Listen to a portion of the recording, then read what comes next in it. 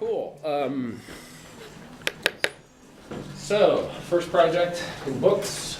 I'll get it back to you probably next Monday. Usually I turn stuff around in a week. Maybe next Wednesday, but I will get back to you either within 2 or at the most 3 class periods, because otherwise I think it's kind of pointless. So maybe Monday, probably Monday, almost certainly Monday. So you got that going for you, maybe. So today, next project start. So I've got on the official schedule intro, tracking incident memo report project, talk about incident memo advice slideshow, introduce do no feel brainstorming technique. So I assume you folks have followed the links here to prepare for the meeting, so I assume that folks have read the literal directions for the tracking incident memo report project. If you don't have a textbook by now, then you cannot look at exercise number 1 on page 364. So that is a problem. So I assume that folks have a textbook now, because hopefully you had enough time to order it online, not pay for super fast shipping, and it's here now still. If that is not the case, then you need a textbook, like this morning. So fix that problem. You might now have to pay for super fast shipping. But look at exercise number 1 on page 364 for the folks who have textbooks. I assume you did that. And then I assume that you read the rest of these literal directions, so why would I read them at you? I'm also assuming that folks looked at, and not read word for word probably, hopefully, but just skimmed through the incident report advice slideshow. I think it's pretty straightforward, pretty to the point, pretty condensed, but also pretty focused. So hopefully it had tips, tricks, and advice that get you started on the next project efficiently and effectively. But again, I'm not going to read those slides at you because I assume that you've already looked at them and probably have questions about some of those issues. That this is now value-added time that you can ask those questions. The things that folks weren't able to do remotely was introduce do no feel brainstorming technique. That's not a slideshow, that's like a performance. And apply to the trucking incident memo report project. That's again a performance, not a slideshow, or a set of directions, something printed like that. Now you could have, however, looked ahead, or if you miss a meeting, let's say for anyone who's not here, who's not hearing me say this, but for the future, if you are not here for a meeting, then if you want to still get the benefit of the performance, check out the YouTubes, right? Follow the link that I sent in a previous email that takes you to, if you do a little bit of food, it takes you to this page of a whole bunch of videos. So for example, Dr. Fricke intros the trucking incident memo, blah, blah, blah, blah. That's probably the thing that I'm going to do on the agenda today. And Dr. Fricke introduces a do no feel, that's probably the technique, right? So there's that. Not my first rodeo, unfortunately, for this stuff. So anyway, so intro to the project, talk about the slideshow. Let's get that out of the way. Does anybody have any questions about either of those 2 items? Issues, comments, anything at all? The directions for the next project or the slideshow designed to help you get started on outlining and planning your approach to it. Anything? Okay, that was quick. See how efficient stuff gets when people look ahead and figure out if they have questions in it? So, introduce do no feel brainstorming technique. Let's do that. Okay, so last project I introduced, and we practiced a technique called do know, right?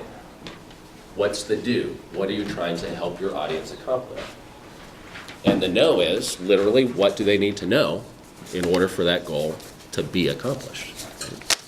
And that way you can make sure that you create, for the last project, the hypothetical situation was creating an email that actually accomplishes a goal, right? It has all the know in it, all the information in it that will make it go. Let's do this. So now, this is a more complicated project. That's why it comes second. I'm going to ask folks to create a memo to a particular person in a particular hypothetical situation that not only accomplishes a goal with some information that, accomplishes a do, hopefully, but also makes the reader feel a certain way. I want you to practice controlling someone's feelings. Because for the trucking incident memo report, the hypothetical situation is your traffic manager, whatever that means, you'll probably be able to find that more clearly. Your traffic manager for a trucking company. Might be a big company, might be a small company, might be a medium company, I don't know, but some sort of trucking company in Texas. And your trucking company had 4 accidents. Like 4 of your trucks had accidents. One of the accidents injured a driver. One of the accidents involved like some random civilian's car. And all of the accidents damaged cargo. And all of the accidents damaged trucks. That's, on the face of it, not good. And so you're writing a memo about this to the president of the trucking company, Michael Spangler. If you fill the no with just, here are facts that describe the accidents, and don't think at all about controlling Spangler's feelings, then how is Spangler going to feel, probably, after reading your memo? Good? Not good. Not good, probably. Do you want to leave the president of your company feeling not good after they've read something from you? Probably not. Because here's the thing, people's feelings tend to get transferred. This is how advertising works, right? Which you probably saw a lot of last night if you watched Super Bowl. I read your stuff, and every time I read your stuff, I don't feel good. Over time, that's going to make me not feel good about you in general, right? It's just associated. The profit of getting them. Yeah. Well, I mean, it's just associative. I mean, that's how people work, right? It's conditioning, right? If you always make me feel bad whenever I read stuff from you, then you're the person that makes me, I don't like you. On the other hand, if you're the person that I read stuff from you, I always feel good. I like you. You're the feel-good person, not the prophet of doom, right?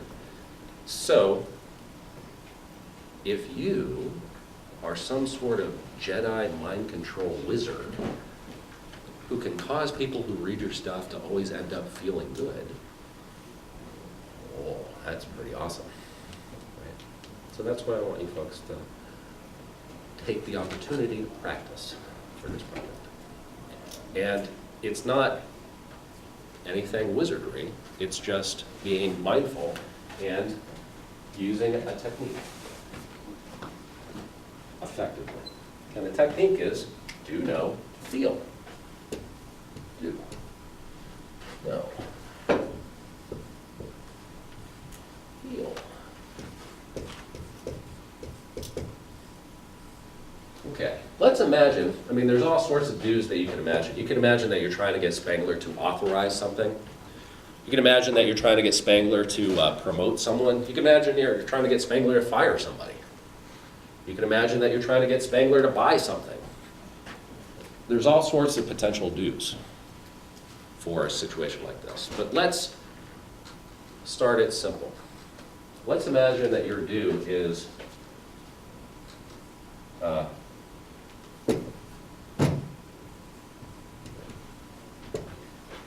nothing.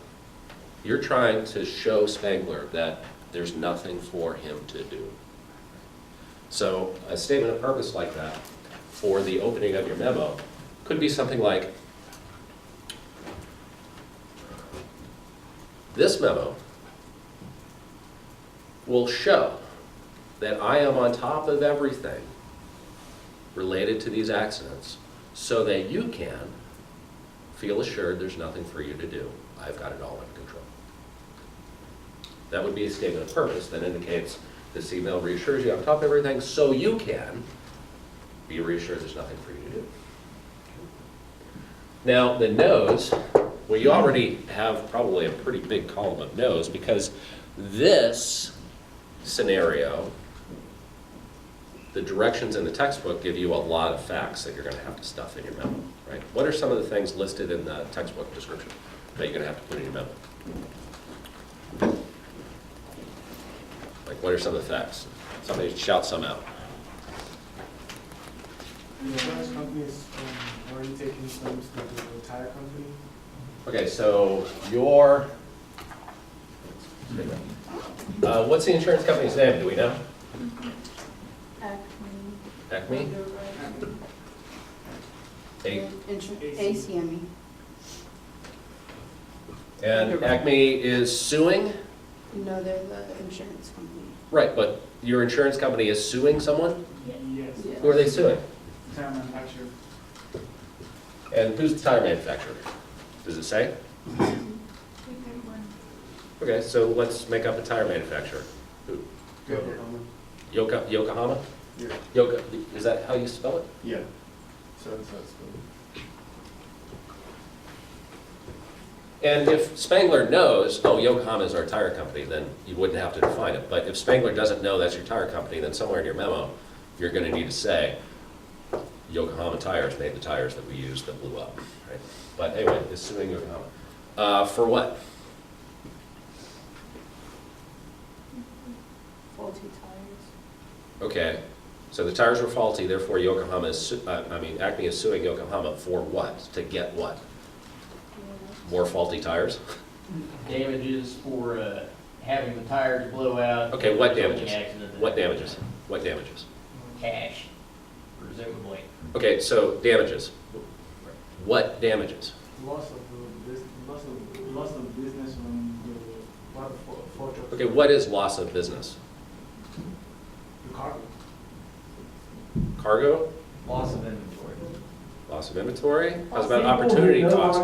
You had 4 trucks off the road. Were you making deliveries with those trucks while they were off the road? Okay, lost deliveries equals what? Money. Lost business, which is loss of business, okay? So what else are you suing them for? Is Acme suing them for? Opportunity cost. Are you looking at a book? Are you guessing? Right, I'm saying, what does the textbook say? Loss of productivity. What else? The textbook says loss of productivity. It just says to recover damages, and then it says including lost business. Damages including, which implies that lost business is in addition to damages. What are damages? How much it For costs to time. repair the trucks. Probably, and what else? Paying to fix the car that they Okay, did. so 4. 1, damaged cargo cost. 2,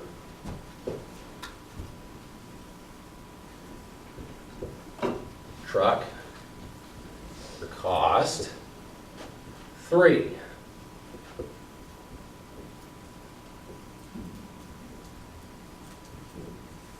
it's business, or if you want to get technical, this would be opportunity cost, right? All you accountants, right? Is there anything there about, The car that was packed, the other truck, the parked car that the trucks were. you think that would be included in damages? Yeah. Okay. Is it clear that's included in damages? So here's the thing, you're going to have to define that more clearly, probably. If your damages include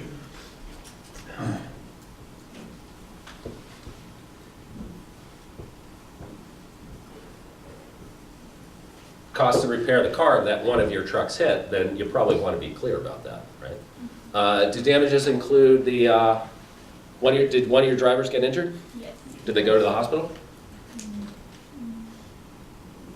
It doesn't say, but let's go with yes. Okay, so in your case, yes, they went to the hospital. Okay, did that cost money? Yes. Okay. Is that part of this lawsuit? Yes. Okay, let's be clear about that.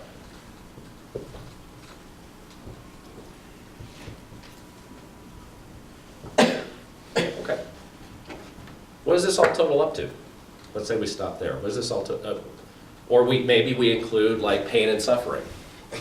Maybe we include loss of reputation. Maybe.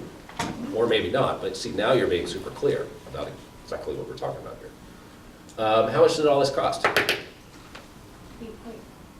Hmm? Do the directions say? Would Spangler want to know? Probably. I would if I were president of the company. So how much did all this cost? I don't know. I guess you can make it up. Who wants to make up a number? 2 million. 2 million. Okay.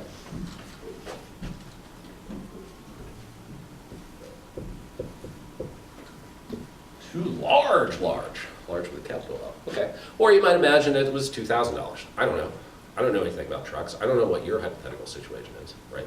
So if you say it cost $1, that's probably a little unreasonable. If you say it cost $2 billion, might be a little unreasonable. But yeah, 2 million, 200,000, 2,000, maybe. I don't know. But let's go with 2 million, okay? 2 million. Okay, so Acme is suing Yokohama for $2 million, the total of all this. Are you gonna win the lawsuit? Well, it's pretty clear they were faulty tires, the answer is yes. 100%, no doubt, yes? I think that there should be doubts, because there's always doubts, because they could blame it on like weather conditions, or they could blame it on the driver, or when was the last time they got Or, the yeah, tire changed. So if you're trying to Blame it on the communicate, service life, you- so if you're trying to communicate to Spangler, we're almost certain to win, but there's still a little tiny chance. How could you express that, like, super clearly? Would you just say we're almost certain to win? You could say that, you know, the last time that all the trucks were serviced was on this date, Uh-huh. and, Yeah, but does Spangler really, how's about just saying there's a 9 in 10 chance we'll win? There's a 99% chance we'll win. How's about you could say, I talked to the Acme lawyers, and they told me there's a 99% chance we will win. Or they told me there's only about a 10% chance that we'll win the whole amount. Right? I mean, that's really probably all Spangler wants to know, right? So you could go into a lot of detail, here's why, da-da-da, or you could just say, there's a 9 in 10 chance we'll win. Okay. 2 million. Let's say there's a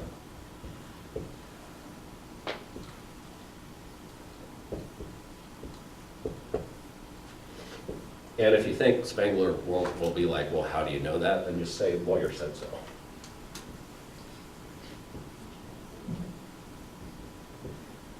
Okay. How long is this lawsuit going to take? I mean, it's great, we're almost certain to win, but what if it takes 3 years? Well, that 2 million is going to be like a real burn if it's on the books for 3 years. Right? Or is it going to be settled next week? I don't know. You tell me. Would Spangler maybe want to know that? Maybe you want to know the length of time it would take to fight the lawsuit all the way through to get the full amount Maybe. versus settling. Is the out lawsuit going to the cost us amount. anything? Oh, yeah. Yeah. No. So it's going to cost us money to get our money back. Yep. It sucks ass. Or you're saying no? No. Which would be simpler? Okay, so let's make it simple. Maybe in the real world, you have to, like if this were, you couldn't change the facts, I mean, it's just gonna, but this is a hypothetical situation that you can make up anything that's reasonable. So let's say, that's the reason why we pay for insurance in the first place, right? So that if something happens, they're already, we've already paid them to go after whoever caused these damages like a panther, right? So it's not gonna cost us anything. It's like Brian Longar, it's like, Get the gorilla. yeah, get the gorilla, right? You don't have to pay the gorilla up front. The gorilla gets the damages and takes their end out of the back, right? But let's say that since it's an insurance situation, we've already paid them to do this stuff. They're basically wait a minute. Acme is suing Yokohama to get money back to then give to us, or maybe Acme is suing Yokohama to get back the money that Acme has already paid to us. Isn't that how insurance works?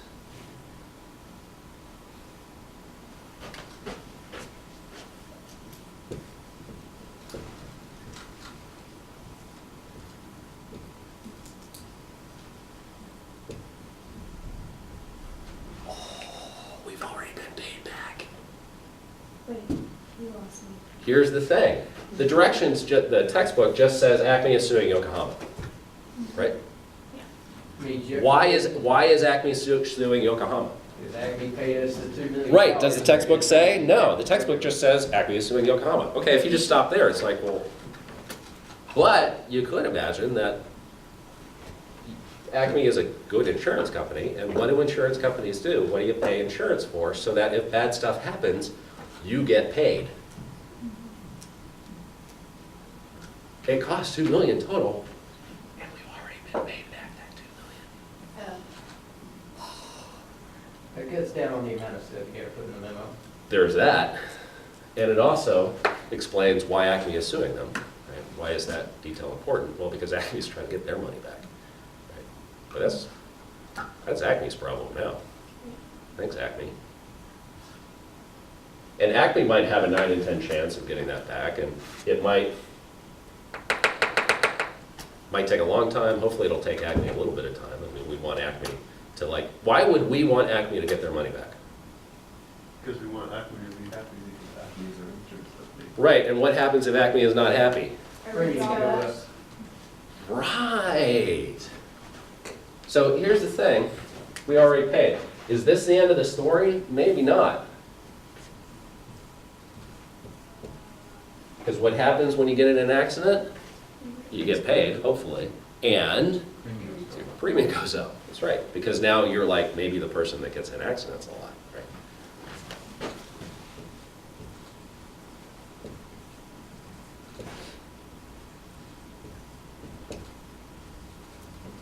But our premiums won't change. Why? Because Acme is almost certain to win. How do I know this? Because I called up Acme,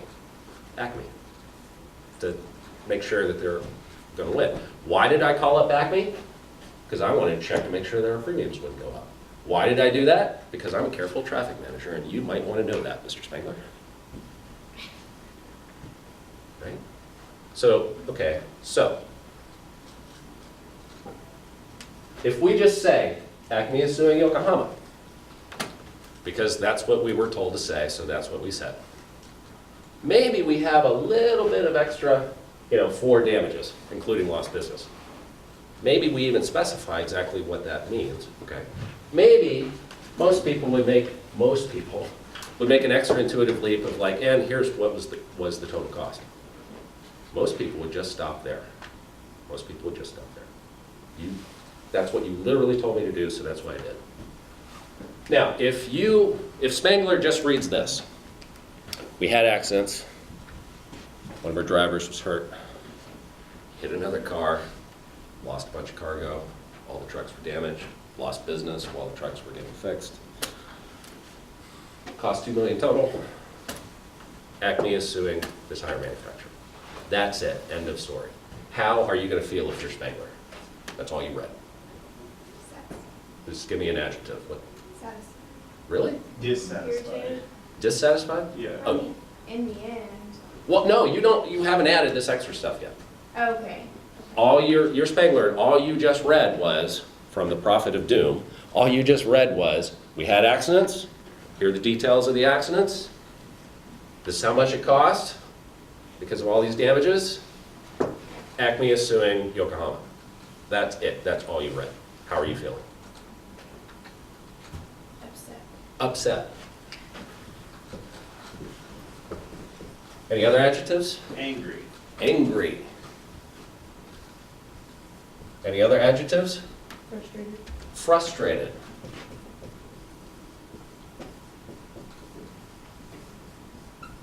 And frustrated might be a secondary. Why would you be frustrated? Because the car's gotten wrecked in the first place and they're not really well explained as to. You're confused. It's not well explained as what, so you're confused. And generally, when people are confused about important stuff, that makes them frustrated, right? Okay. Upset, angry, frustrated because they're confused. Is that how you want your president to feel after they just read something you wrote? No. Hell no. No. Don't be the prophet of doom. I like that. So, let's do some Jedi mind control here. What's some extra no we can add to turn that frown upside down? all the details of recouping our damages and not having our Right. premiums go up, because at least. Relax, you can we've say, already- well, we're at least breaking even. We've already been paid, even if we stop there, we've already been paid the 2 million. Well, maybe you're less angry, maybe you're less upset, maybe you're less confused, but you're still like, what about our premiums, dude? I'm still seeing maybe some money down the road. No, don't worry, our premiums aren't gonna go up. Oh, well, how do you know that? Because I checked with Acme School District. I did it, so you don't have to. There's that. So now imagine that you just read all that, right? Because we added in extra no. We've already been paid, Acme's probably gonna get paid, almost certainly, and so our premiums aren't gonna go up. Now you got, as Paul Harvey would say, is he still on the radio? Good day. Yeah, good day, yeah, you know what I'm talking about. That's the rest of the story, right? One person got it, cool. So now you've read the rest of the story. How do you feel? Upset? What's the opposite of upset? Please. Happy or set, right? Down set, maybe. But let's call it happy.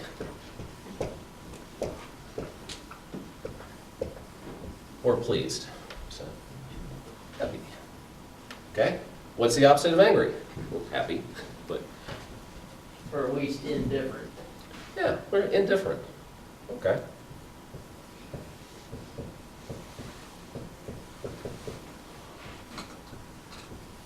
Angry. Different. Yeah. Well, at least that's better than angry, right? Do you feel confused? Feel frustrated? Nope, everything. What's the opposite of that? More satisfied. Satisfied.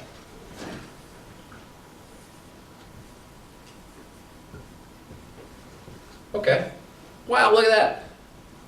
The situation is the situation. You had 4 accidents. Someone got hurt. Some random civilian's car got hit. Cost you $2 million. You, the company, right?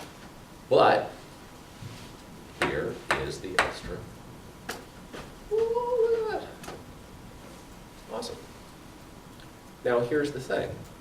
There's other stuff that will still make Spangler probably upset, angry, and confused or frustrated.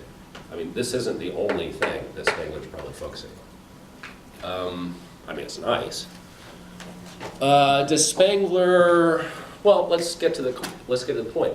Why did these accidents happen in the first place? Tires, What happened? What did the tires do? faulty tires. Okay, faulty tires, like what happened to them? Well, presumably they blew out and caused drivers to have accidents. Okay, so the tires blew out, and they weren't supposed to. That was unexpected because that was the faulty thing. Okay, Yeah, so how are we going to prevent that from happening again? Switch tire brands. Okay. In other words, find a tire that is not Yokohama and put them on the damn trucks. Okay, well, which tires are we going to switch to? Firestone. Just some okay, why Firestone? Actually, Okay, all right. Firestone's a pretty infamous. We're going to switch to Firestone, why? So, yeah, my friend's going back from that actually happened, so that's why. Well, let's not go with Firestone. They've had the same problem. Good year. It's probably what, okay, Goodyear. Okay. What do you do when you're shopping for tires to try to find a reliable tire? Do you do some research? Yep. Okay. So let's say that you've already done some research, you, the super awesome sauce traffic manager, and you've already determined that Goodyear, right? Yes. Goodyear tires are safer, the safest tires possible. They're way safer than Yokohama, apparently. But here's the thing, is this gonna cost us? Most likely. Oh, I'm not liking that. Yeah, if you got, frankly, you're gonna be selling a better tire than the other brand. Okay, so the tires are gonna cost more. How much more are they gonna cost total? How many tires are we gonna have to replace? Presumably all of them. Okay, well, what is all of them? 16. Okay, 16 trucks, 16 times what, 18-wheelers? Are they 18-wheelers in your fleet, or do you have like, I was shorter? thinking of the It's 4 like trucks truck- that you wrecked. Just those? Those are the only Yokohama tires you got? You're just gonna leave all the other tires on the other trucks from Yokohama and wait for them to blow too? Take your entire fleet, multiply it by 18, and boom, that's Okay, your entire. 18 or 6 or 4, however big your trucks are, sure. So you're gonna replace every single tire in the entire company? But of course, you're gonna also take all those Yokohamas and try and get a refund on that shit. Really? Is that what the directions said? Well, it would make sense. Okay, so again, this is Especially added that haven't even information. gone on Added trucks. information. Okay, so, because here's the logical thought, like, don't worry about it, Spangler. Tires were bad, but now we know the tires were bad because they blew up. So here's my plan to make sure this never happens again. Step one, switch to Goodyear. Why Goodyear? Because I did research and Goodyear is like actually way safer than Yokohama. Step two, get rid of all the Yokohama tires we have in the entire company by buying Goodyears to replace them. How much is that going to cost? Well, I'm going to give you the number. Maybe I go into detail on that calculation, or maybe I just give them the number. Would Spangler care about like seeing the calculation for like per tire? No. Yeah, probably They not. wanted to- Unless, and here's where the defining objectives worksheet might come in useful. Maybe the Spangler that you're thinking about is a super duper duper duper, I want to have every single last detail kind of personality person. That's what kind of guy are you talking to? Right, exactly. We know people like that, right? Folks that like want to know every single detail. Okay, if Spangler's like that, then it would make sense to give them the details. On the other hand, if Spangler's like, it's a big company, Spangler's a big picture kind of guy, we'll just give them the number, right? Okay, so let's get down to brass tacks here. So we've gotten all the way down to, we are going to replace the tires. How many that is. Let's say that in my company it's, well, first of all,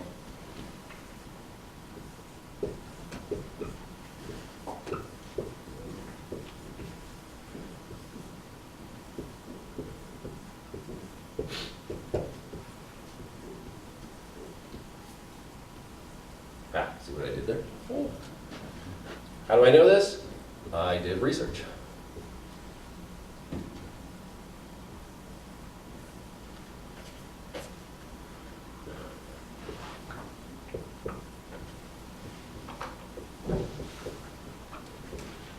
Have you already done this? Is this still to be done? It probably needs to get us pretty. So maybe now we've got to approve, massive tire purchase. Okay? And then maybe couldn't you put in the report, like if you talked to Goodyear and they decided to give you a deal because of how many tires Okay. are with us? But so replace 100 tires. Will Spangler want to know how much this is? Right, okay. Let's say that this number is let's say it's $1 million. It's just nice around there. 100,000, $50. What do you want to go for to replace the tires in our whole fleet? Million. Million, okay. Maybe you do. Truck tires, so. Well, maybe they're expensive. $1 million. Okay.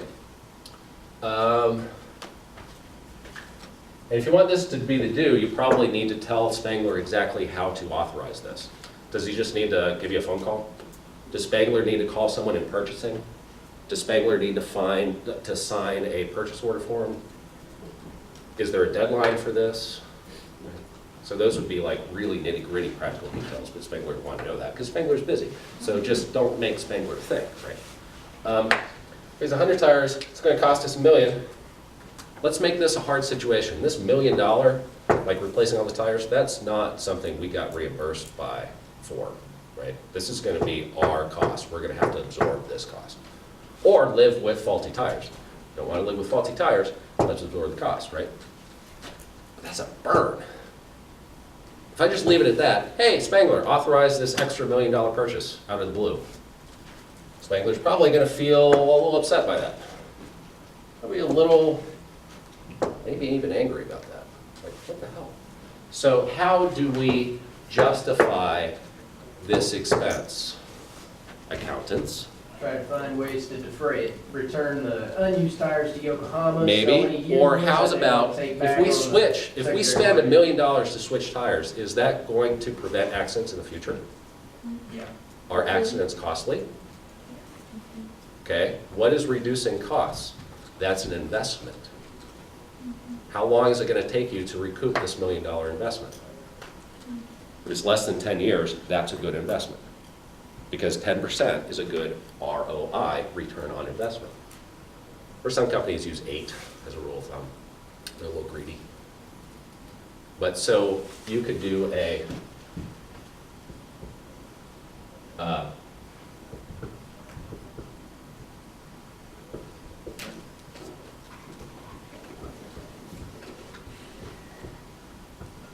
return on investment calculation, right? Because you accountants know you can cost out the cost of potential accidents, right? That's a cost. You can cost that out. It's otherwise known as the cost of insurance, right? And maybe your insurance premiums didn't go up this time, but you got more accidents. Well, they're eventually going to go up because sooner or later, Acme, your insurance company is going to be like, why the hell do you keep using Yokohama tires? Right? It's like, stop using those tires. We're not going to pay you anymore. So it's a good investment. So, Just a good way to keep the insurance adjusters and the state and federal transport regulators off your could it back. also maybe be good publicity? Mm-hmm. Look at how safe we are. We spend money to be safe.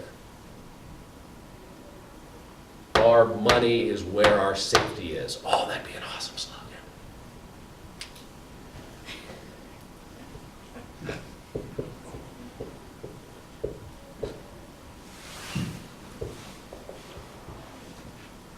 I've also got an idea to put out a press release. All I need is your authorization, and boom, it's out the door. Ooh, that's nice. How are you feeling if you're Spangler about this now? Excited. A lot better than before. Maybe even excited. Maybe even excited. Nice. You see how this works? Jedi mind control. How do you want Spangler to feel? Happy? Satisfied, maybe even excited. We'll come up with reasons for him to. Facts. Don't just say, you should feel happy about this, period. What? You should feel happy about this because. Oh, now that I know that, yes, I feel happy. And you can make yourself look good if you manage to arrange a kind of like bulk order discount with it. Yeah, and maybe that too. Maybe it's like, look, well, it could have been $2 million, but because I'm a good negotiator, you know. Or even tossing that aside, I mean, just this added stuff. Pretty on task there, Mr. Non-profit of doomed traffic manager. Okay, now here's the thing. This is advanced. We have now entered the advanced report writing portion of the presentation. I am happy as hell if folks just get this, right? That's better than 98% of people on the planet who will be in the workplace that you'll be competing against. So there's that. Now here's the extra 2%. If I were Spangler and I read all this, I would still think about firing you. I would still think about firing you. Here's why. So you're telling me we were running on bad tires.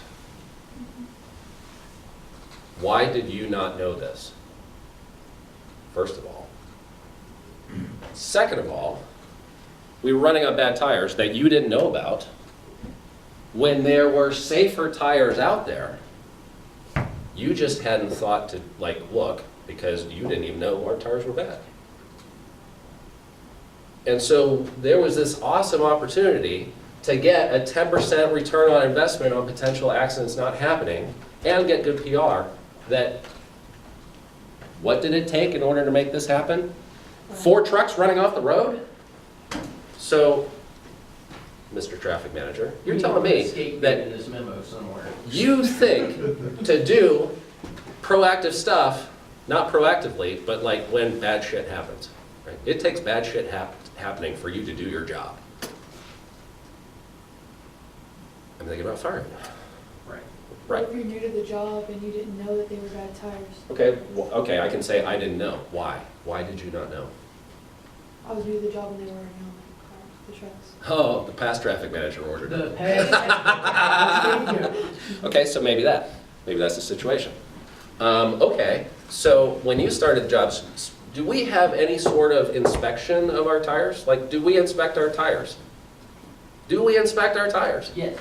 We do? You'd be an idiot. You if you do didn't. quarterly. Okay, why, fuck, did that inspection not get, why weren't these tires not identified as faulty if we inspect them? Because they were so shitty that, they were such a shitty tire that even our inspections. Or maybe predict that kind maybe of the problem. default that they had was some kind of default that we don't test for. Why do we not test for that default? It seems like a pretty big fault. Maybe no one in the industry tests for that. Maybe it's the belts inside the tire. Yeah, maybe there is no test for that, or maybe it is, but it's kind of expensive. Look, it So kinda that's hard why to no one take in the an industry X-ray does it. machine and examine Okay, each tire. so here's another opportunity. Maybe we keep using Yokohamas. Maybe this was confined to one batch of Yokohama tires. Maybe, bear with me, I'm trying to save a job. Maybe Yokohama tires are actually outstanding in safety. This just happened to be one bad batch, right? So we don't want to switch from Yokohama tires because I continuously do research on what's the safest tire out there. It's always been Yokohama. It will always still be Yokohama probably because every company has an accident once in a while. If you're Firestone, you have a lot of accidents, right? And then that's a pattern, right?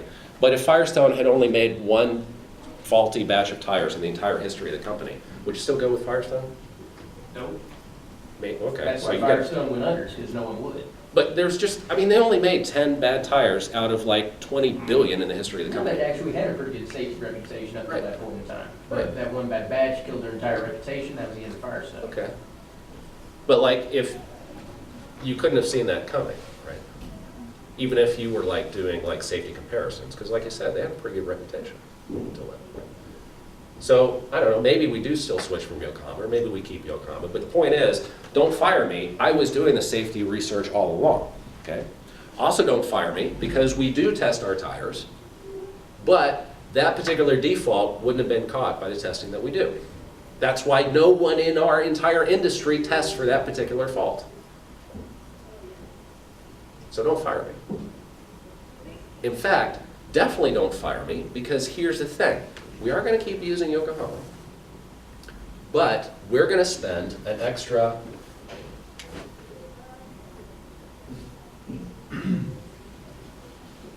$1,000 a month to do an advanced test that would catch that defect and a bunch of others. It's a little bit more money. I'm not anticipating any defects in future Yokohamas, so why would we do that testing anyway? Because no one else in the industry does it. And that's how we can still have this slogan, we put our, our money where our safety is, right? And put out a press release. I'd quit using Yokohamas even if it was just Yeah, a right, batch. sure. But even if you keep using Yokohamas, you've got now like a whole logical argument for why to keep using Yokohamas, why to justify this extra $1,000 a month that this advanced testing will cost, why to do that testing even if we don't anticipate any future Yokohama problems, because it's basically buying us publicity. And making 1,000% certain this will never happen again. And all you need Spangler to do is to authorize the new testing. Or maybe you've gone ahead and done it yourself, you're just letting Spangler know after the fact, so that Spangler can know that you're a super awesome proactive traffic engineer. And are you going to keep on top of safety comparisons, doing the research every quarter going forward? Thanks, why wouldn't you? Because that's what you have been doing in the past. And now you have an opportunity to let Spangler know that. I would say, Now it's like, I want to keep that guy. I want to keep that person. I want to keep that professional because they are super on task. All right. So that's the sort of advanced foo of this too. Ask yourself, how is Spangler going to react reading the facts? If negatively, maybe it's because there's like a hole in your logic, like, oh, actually, we don't do inspections? Yeah, we do inspections. Why are inspections not caught? Plug up any potential holes, right?